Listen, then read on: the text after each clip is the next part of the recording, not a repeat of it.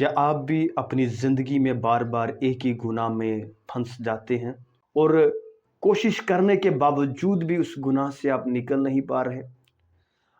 अगर आप चाहते हैं कि आप उस गुनाह में से निकलें, तो इस वीडियो को पूरा लाज़मी देखें। खुदा के कलाम में से हम पढ़ेंगे, यूहन्ना की इंजील 10 बाब और उसकी 3री आयत। और भेड़ें उसकी आवाज़ सुनती हैं और वो अपनी भेड़ों को नाम बनाम बुलाकर बाहर ले जाता है।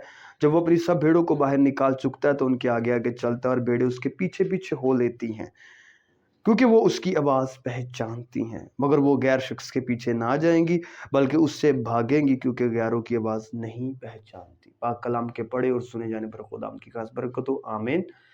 यीशु मसीह ने बड़ी खूबसूरत एक कहानी को बयान किया। एक शख्स की, एक चरवाहे की 100 भेड़ें थी और उसमें से एक भेड़ खो गई। और उस चरवाहे ने अपनी 99 भेड़ों को छोड़कर एक भेड़ को ढूंढने के लिए निकला। और वो भेड़ कहीं झाड़ियों में धंसी हुई और फंसी हुई उसको मिली, और वो चाहते हुए भी उस दलदल में से, उन झाड़ियों में से निकल नहीं पा रही थी। वो भेड़ बहुत ज़्यादा कोशिश कर रही थी कि मैं किसी तरीके से खुद इस झाड़ियों के जाल में से निकल पाऊं, लेकिन वो उन कांटों में, उन झाड़ियों में फंसी रही। और चरवाहा चूंकि उस भेड़ से प्यार करता था, इसीलिए वो ढूंढता हुआ, तलाश करता हुआ, उसकी फिक्र करता हुआ उस जगह पर पहुंचा वो जहां भेड़ फंसी हुई थी। और चरवाहे ने अपने हाथों को उन कांटों में डाला और उस भेड़ को जो जख्मी थी उन कांटों में से निकाला।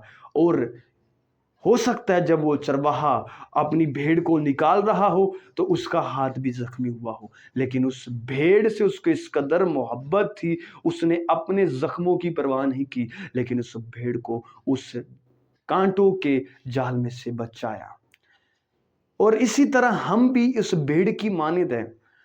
जब हम खुदा के पीछे चल रहे होते हैं, खुदा की पैरवी कर रहे होते हैं, अचानक हमें दुनिया की राहें नजर आती हैं, अचानक हमें दुनिया की ऐशो आराम नजर आते हैं और हम उनमें खोकर अपने रास्ते से भटक जाते हैं और अपने चरवाहे की पैरवी करना छोड़ देते हैं।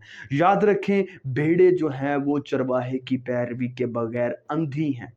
अगर चरवाहा उनको लीड ना करे, उनकी रहनुमाई ना करे, तो भेड़े जो हैं वो भटक जाएंगी।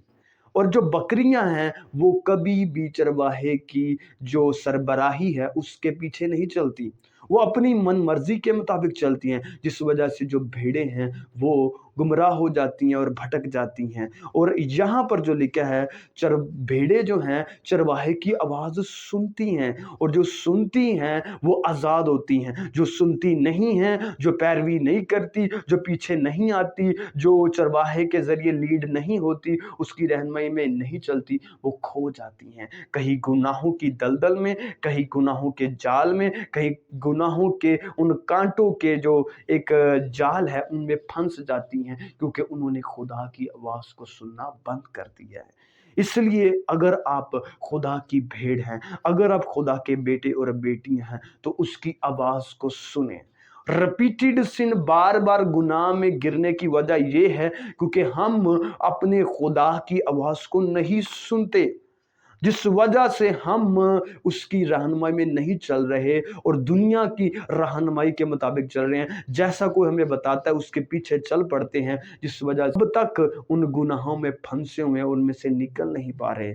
कलाम में लिखा है, एक औरत यीशु मसीह के पास आई और यीशु मसीह एक घर में खाना खा रहे थे। उस औरत ने, जो बदकार थी, बदचलन थी, आई है और यीशु मसीह को देखते ही यीशु मसीह के पांव में गिर गई है और गिर कर यीशु मसीह के पांव आंसुओं से धोने लगी है। यीशु मसीह के पांव पर उसके आंसू गिर रहे हैं और अपने बालों से यीशु मसीह के पांव को साफ कर रही है और यीशु मसीह के पांव को चूम रही है। और जैसे जैसे वो चूम रही है, उसके गुनाह उसकी जिंदगी से जा रहे हैं और वो उन बंधनों से, उन गुनाहों से आजाद हो रही है जो कि एक बदचलन थी। आज हमारे लिए भी ये मैसेज है, बेटे को चूमो, खुदा को चूमो, यीशु मसीह को चूमो, उसकी हजूरी में बैठो, उसकी हजूरी में वक्त गुजारो, उसके नाम को जलाल दो, उसको मुबारक कहो, उसकी परस्तिश करो। आप ऑटोमेटिकली रिपीटेड सिन से, उन गुनाहों से जो आपको बंधन लगते हैं, जो जुआ लगते हैं, जिनसे आप निकल नहीं पा रहे, आप आजाद होंगे जब अपने खुदाबंद को, अपने आका को आप पूजेंगे और उसकी परस्तिश करेंगे। तो आजाद होने का तरीका ये है, खुदावंद यीशु मसीह को चूमो, उससे प्यार करो, उससे मोहब्बत करो, अपने चरवाहे के पीछे चलो। जो भेड़ें अपने चरवाहे के पीछे चलती हैं वो आजाद रहती हैं, वो गुनाहों में नहीं फंसती। सो खुदा इस कलाम के वसीले आपको बरकत दे। God bless.